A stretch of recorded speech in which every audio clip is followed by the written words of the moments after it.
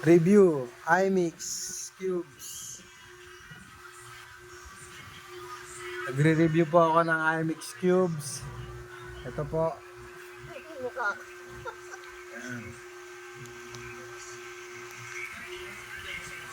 Pwede naman siyang pagsabayin laptop at saka cellphone.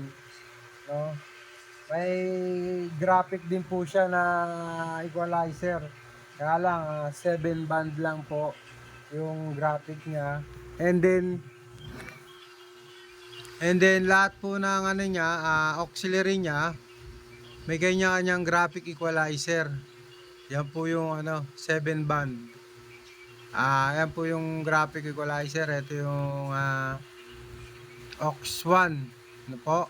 Ito po yung aux 2. Yan, naka-compressor din po yan, pasok sa compressor. Kaya sa budget meal po, sa budget na to, okay na po to. 7 band na na equalizer. Sa mga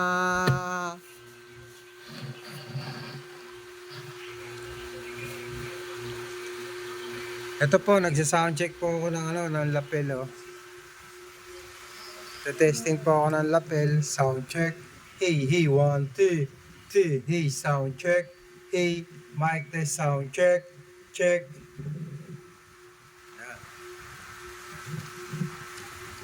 Hey, testing, 1, 2, 2, 2, hey.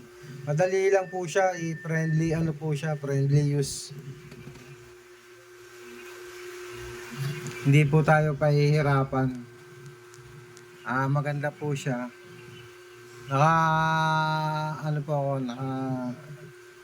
Sa laptop. Kaya napaka-friendly po use tong iMix Trident Cube 16. Ito po yung new model. Walang auxiliary na po. Okay siyang gamitin. Sa budget, ayos po. Ang kagandahan nito, brand new.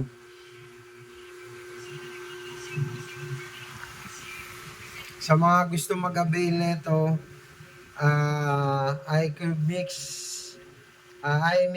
Cube 16 digital. Tawag lang po kayo sa akin. Sinasoundcheck ko po lapel, oh. Isang lapel, soundcheck ako ng Sennheiser. Ito po. Madali lang po to, friendly use. Kung bibili kayo sa akin, message nyo lang po ako, i-tutor ko kayo, tuturuan ko pa kayo kung paano gumamit nito. Kaya, sige, mag-avail na po kayo, tawag lang po kayo sa akin.